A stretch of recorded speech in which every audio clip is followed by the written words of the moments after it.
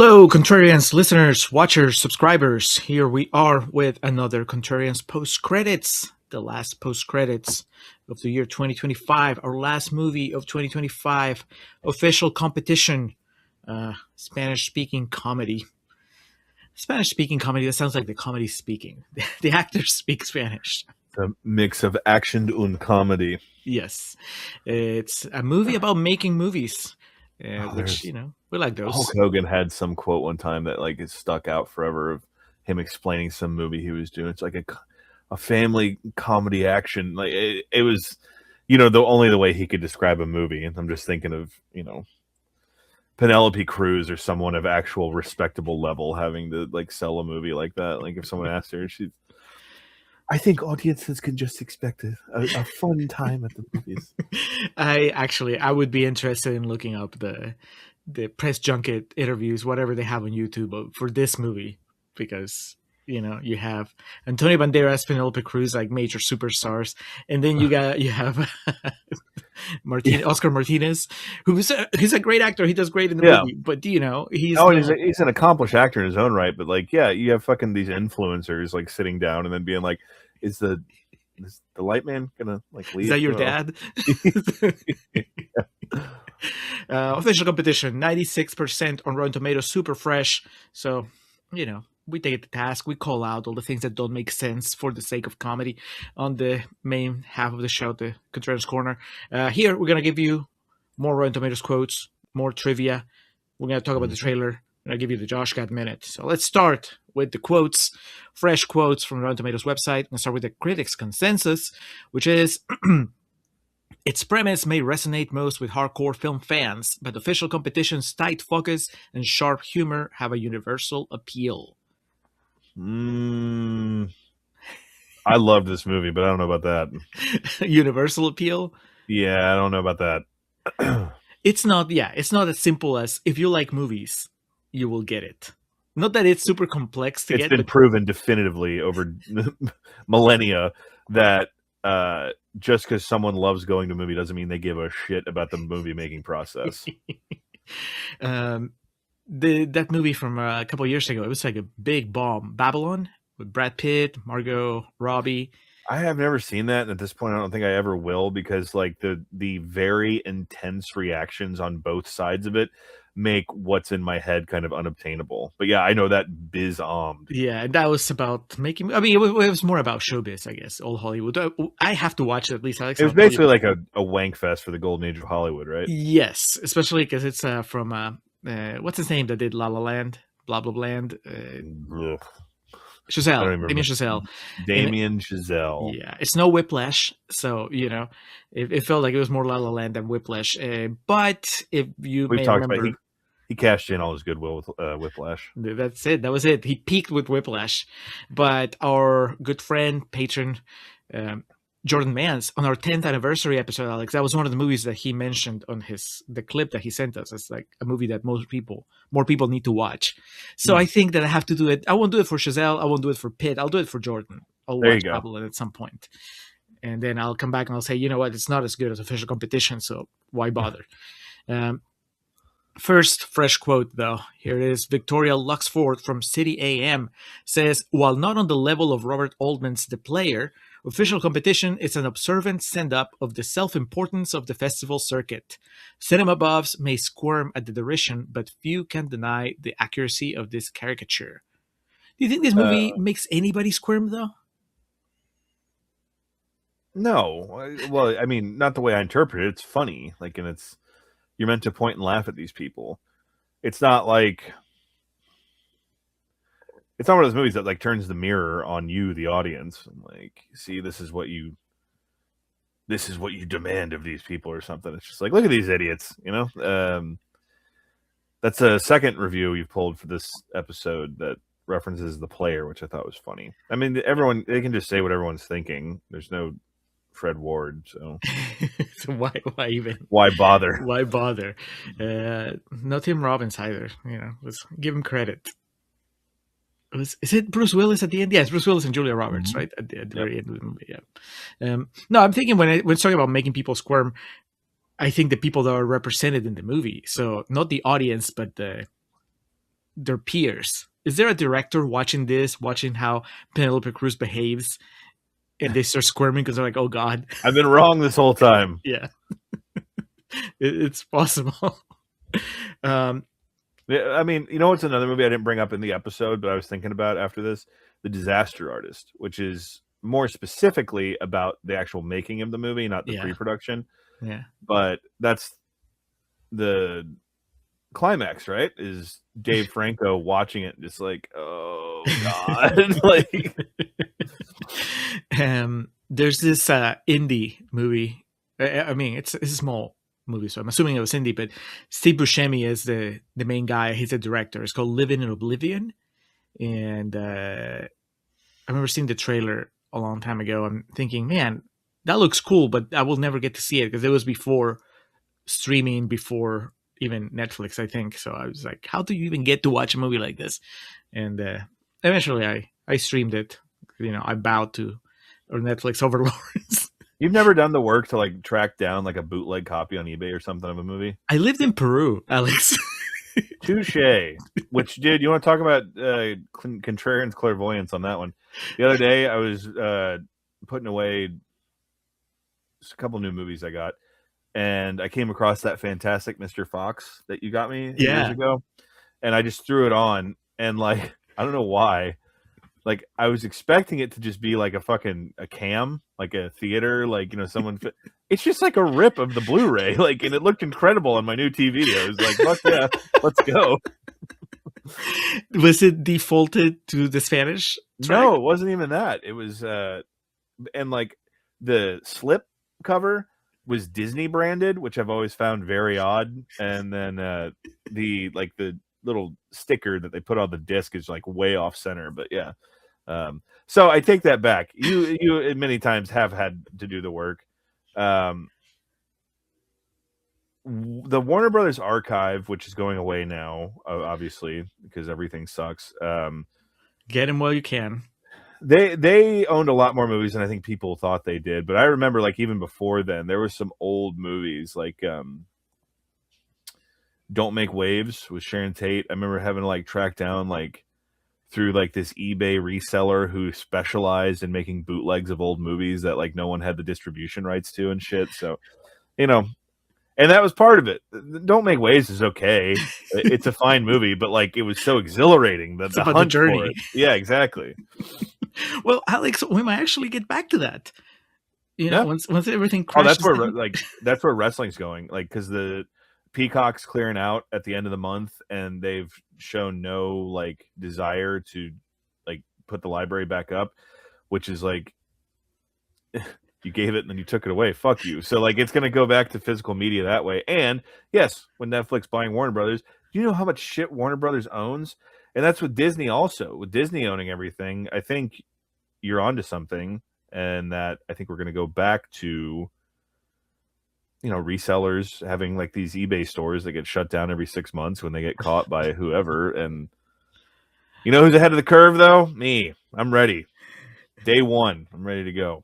I'm just waiting for the live stream exclusive of Netflix of Ted Sarandos, the head of Netflix, just sitting on top of a pile of Blu-rays and DVDs. He just recreates the Joker sliding down the pile of cash. And then he lights it on fire.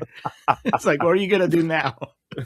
He says, it's not about the physical media. It's about sending a message. Anyway, Living in Oblivion, if you can find it, it's pretty funny. It's a movie about making movies. This one, as we discussed in the episode, and if you watch the movie, you know, it's mostly about what happens before. It's mostly about the rehearsal process, which is also a lot of fun. All right, another quote, also fresh. Jason Adams from Pajiba says, scathingly funny satire of the international art house scene. Think of it as the square for cineasts, but only if you then immediately poke yourself straight in the ribs for calling something the square for cineasts. Have you seen the square? No. I have seen the square. It surprises me that I've seen the square because it's kind of a actually it's no longer an obscure movie. So the director of the square had made a bigger movie, a movie that made a bigger splash, and I don't remember what it was. But then he made the square, and then I think the movie he made after the square got nominated for Best Picture a few years ago. Ruben Ostlund. That sounds about right. Ostlund. No. What was his Oscar nomination? Oh, I don't know. I'm just looking up the Square right now. Okay, well, so the Square is about this museum, and it just makes fun of the scene. Was it the Triangle of Sadness? Triangle of Sadness is his Oscar nomination. Okay. Yeah. And before that, maybe he did that one. They made an American remake with Will Ferrell and Julia Louis-Dreyfus. Force Majeure, is that him? Mm-hmm. God damn! Like all this information in my brain just coming out at random times. I mean, as you imagine, with wrestling and combat sports, that I'll just be able to be like, y'all remember when Chris Lytle fought Thiago Alves? You could be like, what the fuck are you talking about? It was 7:49 p.m. and exactly, it was UFC 78. Triangle of Sadness starred Harris Dickinson, who would go on to play David Von Erich. Oh, well, I haven't seen it. I saw the Square, though. I went to the theaters to watch it, and there's one actor that's in there who plays Peggy Olson in Mad Men. Well, anyway, she's there. Yeah, Elizabeth Olsen. Yeah. No, not Elizabeth Olsen. No. Moss. Yeah, Elizabeth Moss. Anyway, it was kind of like a weird movie, but it makes fun of like the art scene because it's a super pretentious museum, and the clientele is really pretentious too. And there's a lot of like the menu. Yes. Okay. So imagine the menu, but set in a museum, and a little weirder. Love the menu. Yeah. Yeah, no, the menu is great. This movie was more, but there's one really extended sequence that was like, this is really awkward, but I get what they're going for. Where there's a bunch of people, I think they're having dinner, and there's supposed to be some sort of performance piece in the museum, and it's this guy that acts like a monkey, like an ape, and he has like these things, but he gets really violent, and he starts just like humiliating the people that are there, and everybody's like, is this dangerous or is it part of the performance? And they don't know him because they don't want to be uncultured. They don't say anything. Yeah. And it's just really uncomfortable to watch. Anyway, this movie is 120 Days of Sodom. Not that bad. No. Official competition is not that awkward to watch. Yeah, to official competition point to the review you read, I do take umbrage with him labeling it satirical of international art house cinema, because there's domestic to you and I, Julio, there's so many fucking filmmakers like this, and actors also. I mean, we talk about Daniel Day-Lewis in the episode. He obviously doesn't have a reputation for being difficult to work with how seriously he takes his craft, but he's obviously someone who takes his craft extremely seriously. And who's the douchebag that made Silver Linings Playbook? Oh, David O. Russell. Yeah, that exists. That clip of him calling Lily Tomlin a "see you next Tuesday," and like, so how about that's universal. Your boy Nicholas Winding Refn. Oh, I mean, to be fair, he's European, right? Is he? Yeah. It just turns out he's from fucking Pensacola, Florida. Yeah, he's from Denmark. Okay.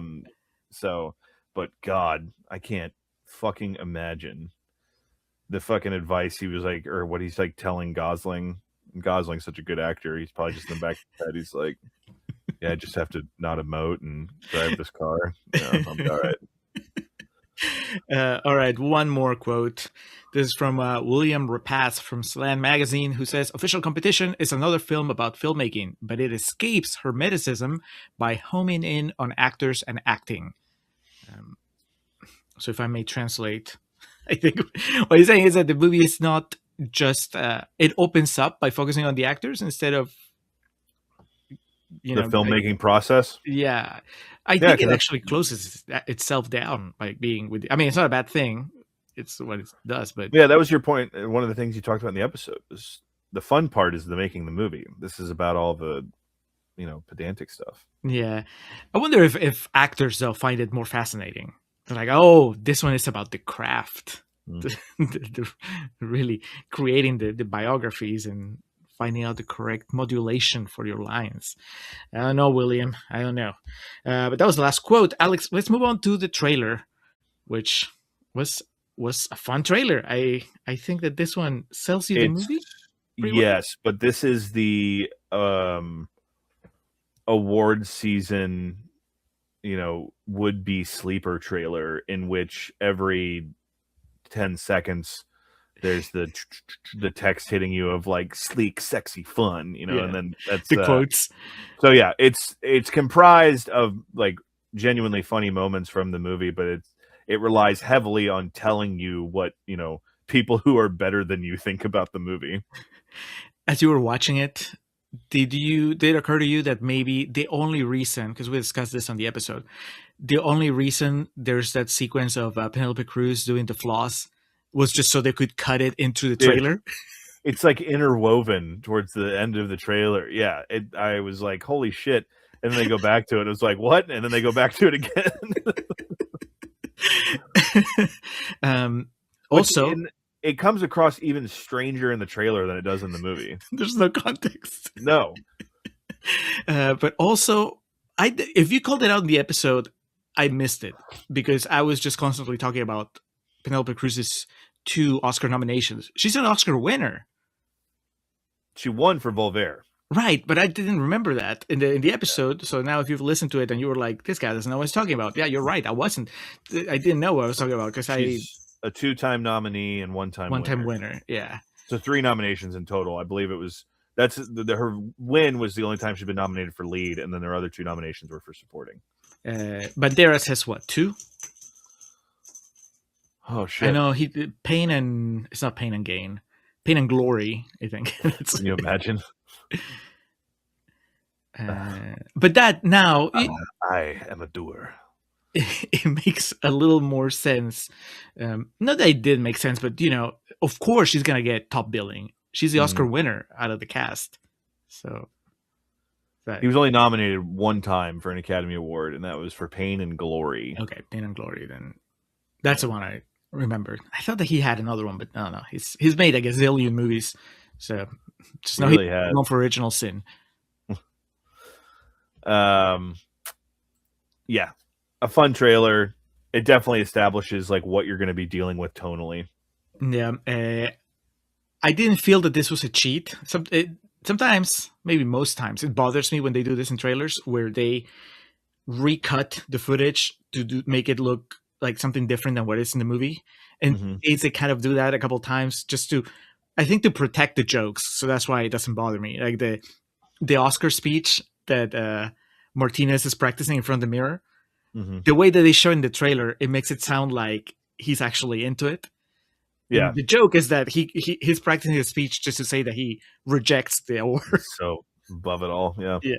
But in the movie, in the trailer, it looks like, oh no, he's actually into it. He does want the Oscar. And then there's the bit when they're rehearsing, the first time they're rehearsing, and she's making him repeat over and over. Oh, I was thinking of Antonio Banderas. That's the first thing you see, his Will Ferrell moment from Anchorman. Is it Anchorman? Yeah. No, but she's making Martinez repeat the same line over and over, and then she's like, after 3 times, she's like, that's it. And then they cut to Banderas, and Banderas goes like, I felt it. I was like, that's for a completely different moment in that scene. I'm like, all right, it's an art, its own art, doing the trailers. To be fair, the reason we're so like fresh on this is because we watched this movie last night. Yes. So we can just specifically tell you when it differs. And it does have the shot of the guy, the producer, the billionaire that finances the movie, having that ice cream. In a rare bit of Contrarians history. I think I've done this like once or twice before. He has like those Pepperidge Farm like cookie straws in it that have like chocolate. I went to the store and bought some today because I was like wanting them so bad after watching that movie last night. So did you put him on ice cream or? Oh, I haven't had him yet. It's going to be my bedtime treat tonight. It's got the hazelnut and chocolate filling, so I'm excited about that. Thank you, official competition. Yeah, thank you. Fun trailer. Watch it. It will give you a very good idea of what the movie's like, and then you can just jump into the movie if you haven't seen it yet. Let's go to Josh Gad Minute. Alex, where do we put Josh Gad here? We're going to grant him the power to speak Spanish. Yes, so yes. Fit in. That's the first part there. we can turn the producer thing on its head. We'll have to change the movie a little bit into where he's no longer an 80-year-old man, but maybe some like, tech bro who got really rich, and Yes. Josh Gad can play the Umberto character. But I don't know. I apologize. I don't remember the character's name. To me, the layup is he's Antonio Banderas' assistant, the guy who negotiates his food and like is always like giving updates and has his phone out all the time. Because that character is around for maybe half the movie and has like some lines and some moments of real comedy. So I think, and you could totally see Josh Gad like fawning over Antonio Banderas and like, really sycophantically, like, everything he does. And so to me, that's the slam dunk. And then he gets fired. That's yes, exactly. So.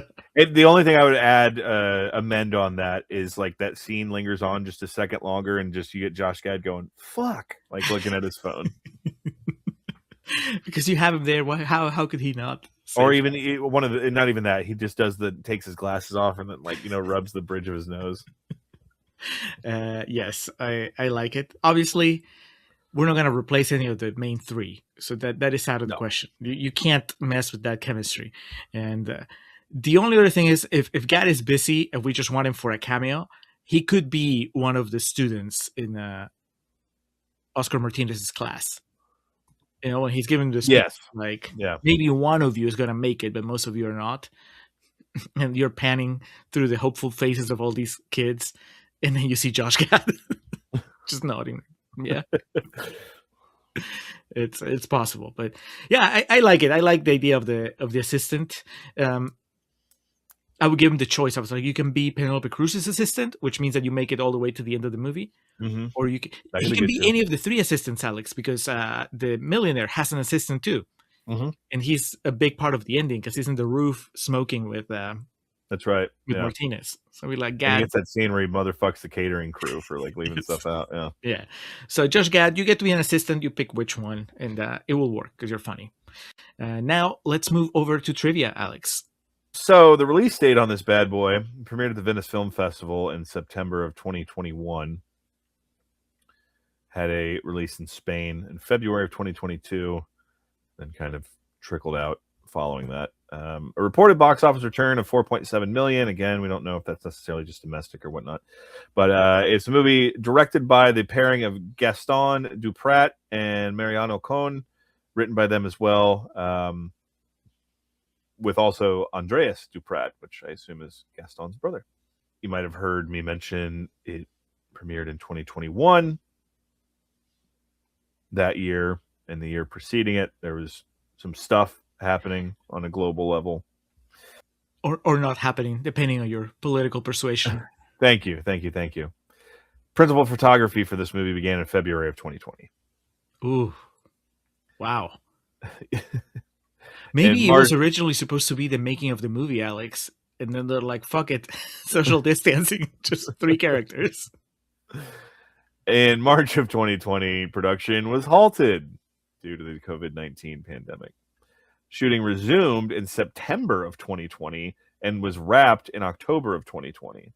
So what that says to me is all the people involved in this movie did a really good job of following protocol. Yeah. If they were able to make this movie in a month during the fucking height of it, like, that was still what we'd still kind of.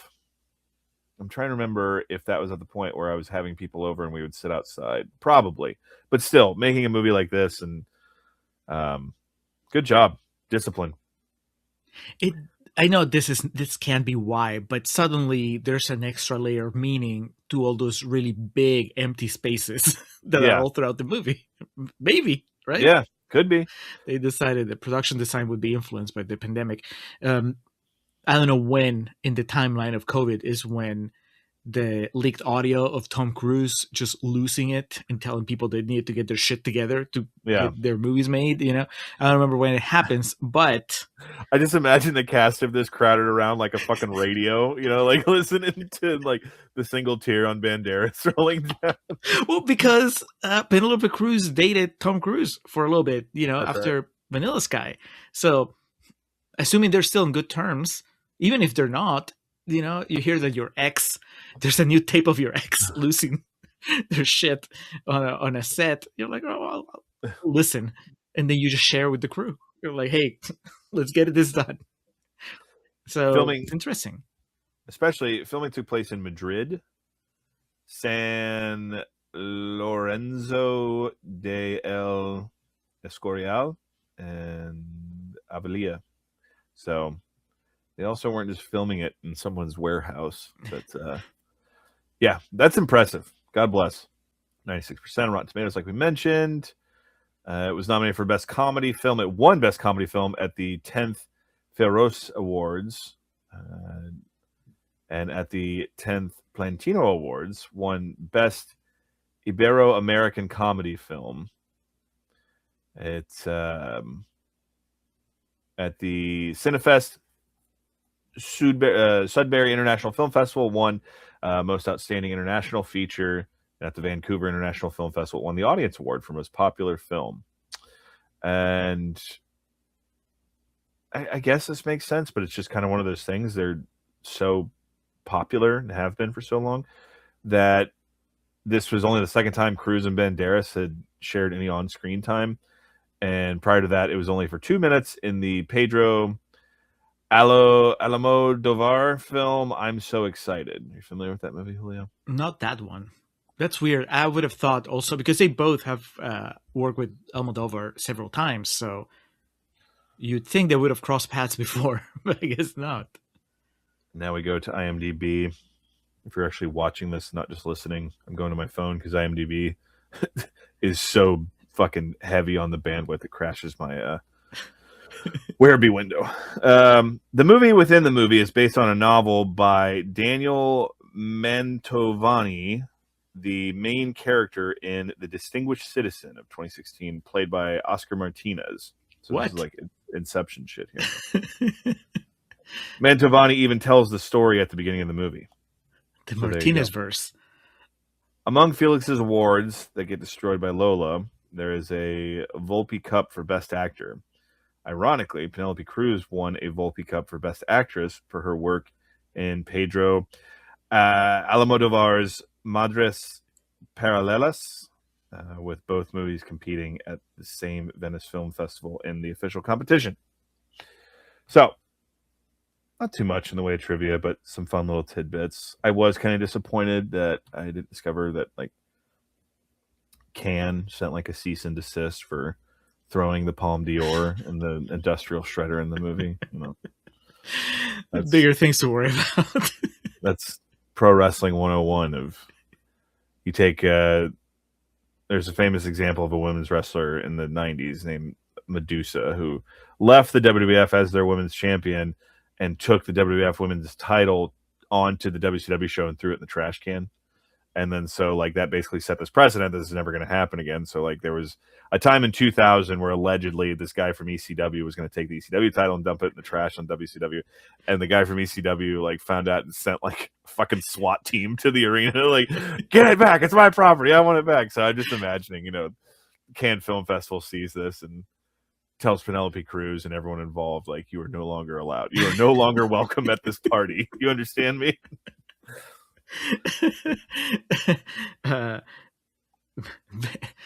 Vince and Hulk Hogan, they can come back whenever they do the Ready to Rumble sequel. Yes, but you what guys, a different time. No. Kurt Fuller, you can come back, Kurt. Come on.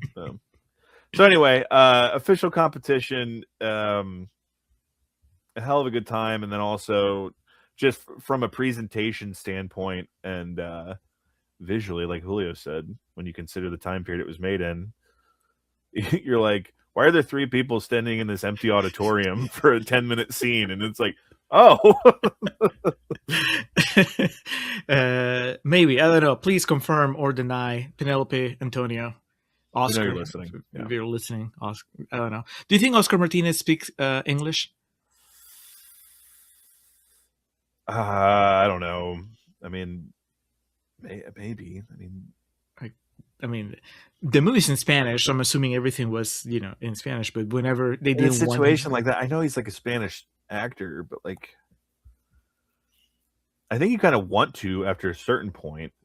not to satiate, like, you need to speak English, like people that, the Bad Bunny thing, which I appreciate. The Bad Bunny still largely speaks Spanish in public, but I don't know if you're going to be around like business dealings and to navigate. Yeah, you don't need a translator. You just your own translator, and more just knowing what people are saying about you. Like, you can read those reviews yourself. Well, no, I mean, like, if someone, that's like the hubris of Americans specifically. If they think like they're in the presence of someone who doesn't know English, they can just say whatever the fuck they want. So, but that was gonna be my joke. Like whenever they wanted to exclude Oscar Martinez, Banderas and Penelope Cruz were just speaking in English. Yeah, and then like when I've had conversations with your mom and you translate, but you guys are just talking mad shit about me, and then you're like, no, she says your hair looks very nice. So good. Yeah, just like a one-word translation for like a 20-minute conversation. Penelope Cruz goes on, she's like yelling and like, this fucking asshole shows up 20 minutes late, and Banderas, bueno. Anyway, watch Official Competition. Close 2025 with us. I mean, by now it's close. We're in 2026, and so what is the beginning of the Contrarians 2026 year? That's going to be Denzel Washington and another movie. We've started the last few years with a Denzel Washington movie, so we're keeping the tradition. We're going to be doing an episode on John Q. Almost said Citizen Q. I'm like, that doesn't sound right. John Q. Like a movie begging to be made, honestly. Denzel is going to take hostages in a hospital. I think that's what I remember of it. It's rotten. Nick Cassavetes. Is that the guy from Face Off? I know he's come up before. Yes, yeah. I was going to say returning. All right. He also plays the tattoo artist in Hangover 2. All over the place. Random thing that was supposed to be Liam Neeson, but he couldn't do it, and so I'm curious how the wheel ended on Nick Cassavetes after that. So watch John Q. We'll be saying nice things about it because it's rotten. And like I said, if you haven't watched Official Competition, definitely check it out, listen to the show, and tell us what you thought. But that's it. Thank you for listening. We'll talk to you again soon.